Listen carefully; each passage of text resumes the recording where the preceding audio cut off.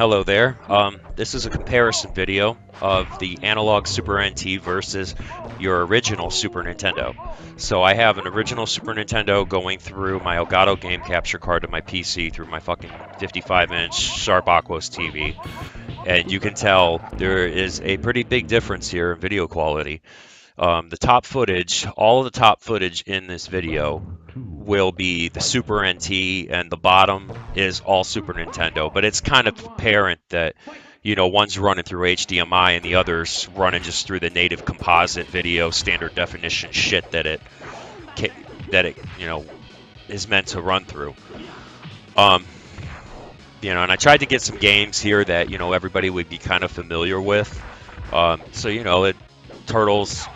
Tournament Fighter, it's basically Street Fighter 2 with the Turtles license, and Mortal Kombat 2 and stuff like that, just so people, can kind of compare and contrast on the visuals. Here we got Power Rangers Fighting Edition, and you can see on the bottom here just how blurry, washed out this looks. The colors aren't very vibrant. And I actually kind of believe that the Super NT runs the Super Nintendo games smoother than the Super Nintendo. I actually think the audio is a slight bit better too. This is Killer Instinct, of course, and I use this as a comparison to show what the differences are with the digitized look, kind of like with Mortal Kombat. But this was one of those Rare games where they had Rare kind of did the whole thing with the pre-rendered 3D stuff, and I feel like that's a better comparison to show the differences in video quality. Once again, you can see on the bottom where it's all washed out and stuff. Also, on that note, I want to let you all know that I'm sorry about the way that this is all cropped out and shit.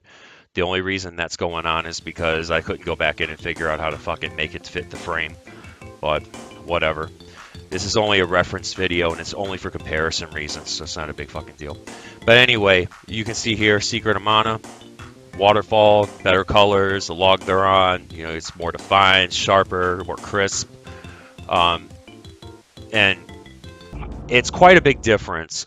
Doom here, I threw this one in because I wanted to show how this handles Super FX2 games that used a Super FX or FX2 chip. Don't have Star Fox, but that only used an FX1. This used an FX2 chip, which was more of an upgrade. And this was one of the few games that actually used an FX2 chip, I think, outside of Yoshi's Island. And as you can see, it's running perfectly fine on the Super NT, and a lot of clone systems have a serious problem running games that have enhancement chips on them, like the FX or FX2 or any of those. Return of the Jedi, also another one that uses a lot of Mode 7 3D, pseudo 3D graphics, and you can also tell there is a pretty dramatic difference in video quality between the bottom here, which is the original Super Nintendo footage, and the top, which is Super NT footage. You can kind of garner just, how significant that is. Here you have the Super Game Boy. I mean, a lot of clone systems won't even use it. I don't know a clone system that will take a Super Game Boy because there's so much crazy shit in that. But this is significant because it opens up your entire Game Boy library on your Super NT. The right footage here is Super Nintendo. The left footage here is Super NT. I did that because it was just really looking terrible. This right here is Super NT footage only. And I did this because this is a Super Famicom game. This is Dragon Ball Z Hyper Dimension. Another significant thing about this is it uses SA1 enhancement chips. And once again, only a handful of games or so ever used those enhancement chips, especially like the specific SA1s or whatever. And you can tell Dragon Ball Z Hyper Dimension's running very nice, very smooth here. And no problems. So you can play all your Super Famicom games if you have any, or you want to collect Super Famicom.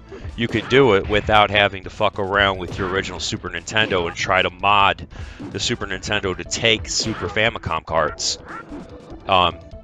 So I think that's significant. Plus, it's not having no problems running.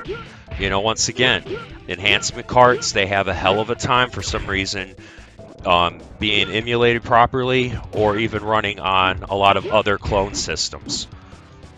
So I think that's very significant. And on another note, the you know, they got the Retron, you got all these other ones, but you know, they're really like cheap knockoffs. This is a high quality system. Um, and you know, this is just me fucking around with Mario Paint to show that that works too on here, and you know, me run my beautiful drawings, as you can tell, because I'm fucking profane. But anyway, you know, for $189, you can have a Super NT. You know, it might take a while for them to manufacture it or get you on a waiting list or whatever it is, but $189 is not a terrible price if you're not somebody who knows how to mod things and you don't understand how to like do all the intricacies and shit and put the time and the money into it. So for $189, you just go ahead and like throw the shit up to your modern TV. You don't need a fucking old tube TV to enjoy it like you would with an original Super Nintendo. And as you can tell, there is a pretty dramatic difference between the two.